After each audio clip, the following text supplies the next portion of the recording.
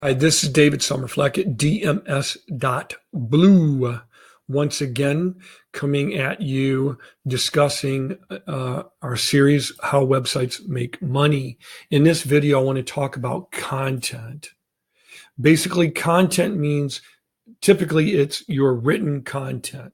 So it could be what you might consider an essay, blog post, review, commentary, words on paper.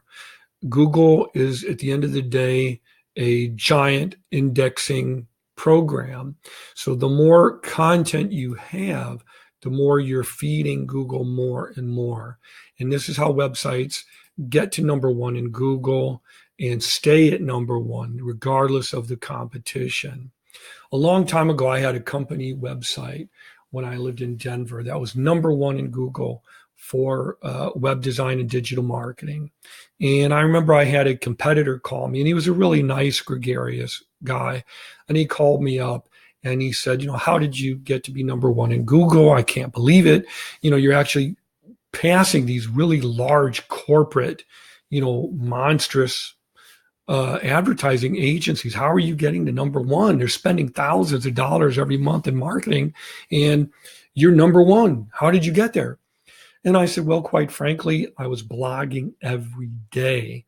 Then I was going to my website, changing terms around, adding links, adding videos, taking things away that I felt maybe could be improved upon. And I was doing that so often, Google basically looked at the website and said, look, this guy is updating this site, multiple times every day. This is really the happening place. So these other corporate giants that had these big websites and they're spending $5,000, per week in marketing, they couldn't compete because they weren't updating their sites. That's simple. And as soon as I stopped updating it every day or couldn't due to scheduling reasons, then it started going and moving down again. That's one way to move up. And that's utilizing the power of content. So when we talk about content, that means that you should have blog posts that are scheduled and regular and consistent in terms of length, quality, volume of links, images, videos, good, meaty, hearty blog posts. Traditionally, if you can do them once a week and release it at the same time, the same day of the week, you're basically priming Google and yourself to blog on a regular, consistent basis. And it may not bear fruit. You may not see anything for several weeks or even months. But after a while, it's going to start to build. It will build momentum. I recommend weekly because I think daily is just too much. But weekly blog posts, usually I would say 1,500 words. You can do a little bit less, but you don't want to do less than 500 words. And 100 words is usually the average paragraph. So you usually want to blog about 1,500 words per week if you can, something that you're really passionate about, and include a lot of links. Include images if you can. You can get free images from Pixabay, Unsplash. Those are two great sites. Next, you want to have a newsletter. Now, a lot of people are thinking, well, how do I write a weekly blog post and then a newsletter or two on top of that? Man, I don't have time for this. I need a staff. If you have a staff to write content and white papers, great. That's always better. If you don't, then what you can do is every week basically have a newsletter that says, hey, I have a new blog post. Here's a link to it. By the way, on top of that are also links to other related articles from Google News or other related sites that I think you could benefit from, or just interesting articles from Forbes or Esquire or Fast Company or other business related sites or publications online. Though that's usually what I would do, because I think writing a weekly blog post, then a weekly newsletter, is an awful lot for a lot of companies if you don't have a staff online to create more content on a regularly recurring basis. So notifying about that new blog post and then having a summary of it, as well as articles or blog posts or videos from other sources around the web, I think is perfectly fine as long as you give them credit.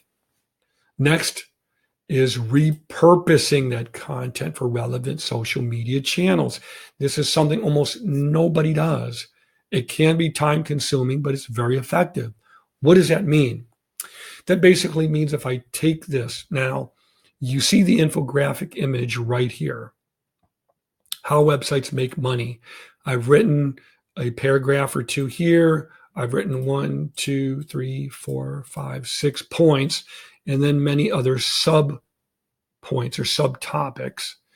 Now, I can submit this image to Pinterest. I could submit it to Instagram. I could submit it to LinkedIn and Twitter, and I could do it on a regular recurring basis, on a weekly basis if I want. Now, I also have a video where I summarize these concepts as a whole. If I want to, I can also submit the different video parts where I go through all of these as well.